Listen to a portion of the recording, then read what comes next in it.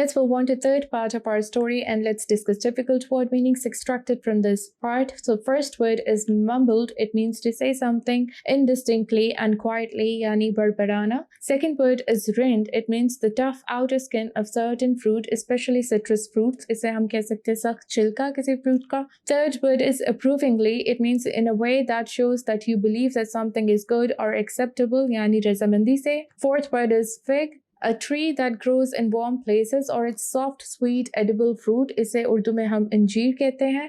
Fifth word is picked. It means to make a hole by striking with the beak. Urdu में से कहेंगे ठूंगे मारना. Sixth word is woven. It means interlace या thread so as to form fabric. Urdu में से कहेंगे बुने हुए. Seventh word is untethered. It means not tied with something, यानी रस्सी खोलना. Eighth word is bleated. It relates to a sheep, goat or calf. It means to make a characteristic weak, wavering cry, यानी भेड़ की आवाज़. Let's move on to its explanation now. अब नवरसाद जो है वो ऑर्चर्ड में वाटरमेलन काट रहा होता है और कहता है कि माई अर्शाक लव्स वाटरमेलन. मेरे अर्शाक को वाटरमेलन्स बहुत ज़्यादा पसंद है. और वो खुद से बातें कर रहा होता है, खुद से प्लानिंग अपने दिमाग में कर रहा होता है, बड़बड़ा रहा होता है. So he got down on knees, put his arms around the watermelon. अब वो क्या करना चाह रहा है कि वाटरमेलन की क्वालिटी चेक करना चाह रहा है कि जो मैंने चूज़ किया है वो वाटरमेलन सही से राइप हुआ है या नहीं. सो it can be any trick कि उसने अपने आर्म से वाटरमेलन को सराउंड किया और ज़ोर से स्क्वीज़ किया to listen to a certain sound of the watermelon, जिससे उसे पता चला कि या it's a good quality watermelon, it has ripen fully.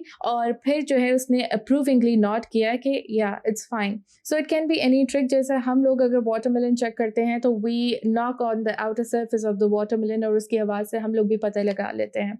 फिर क्या करता है नवरसाद के बहुत डिफ़िकल्टी से एक फिग ट्री पर क्लाइंब करता है. फिग यानी अंजीर. और वहाँ से बहुत सारे फिग्स को तोड़ के एक बास्केट में रख देता है. और सिलेक्टिवली कौन से फिग्स को तोड़ रहा होता है जिनको परिंदों ने पैक किया होता है. सो इट्स वेरी इंटरेस्टिंग कि जो फ्रूट को परिंदों ने पैक किया होता है they are more sweet as compare to other fruits on the trees. तो वो इसलिए सेलेक्टिवली उन्हीं फ्रूट्स को तोड़ के बास्केट में डाल रहा होता है. बास्केट कैसी होती है? बहुत ही ब्राइटली वुवन बास्केट होती है, यानी हाथ की बनी बास्केट होती है. फिर वो क्या करता है कि रिवर के बैंक की तरफ चलता है, रिवर के किनारे की तरफ चलता है. वहाँ पे उसने एक शीप जो है, एक लैम्ब बांधी होती है. उसने ये लैम्ब एक स्पेशल ओकेजन के लिए, किसी भी स्पेशल ओकेजन के लिए संभाल के रखी होती है कि कोई स्पेशल इवेंट आएगा तो वो इसको स्लॉटर करेगा. फिर वो कहता है Arshak has come home, I have finally lived to see the day. तो मेरी ज़िंदगी में ही अर्शाक मुझसे मिलने आ चुका है. इसके लिए इससे ज़्यादा कोई स्पेशल दिन नहीं हो सकता. लैम जो है वो ब्लीड कर रही होती है. उसको खोलते हुए ये सब कुछ वो बोल रहा होता है और लैम को कहता है कि let's go fellow, come on अर्शाक्स होम.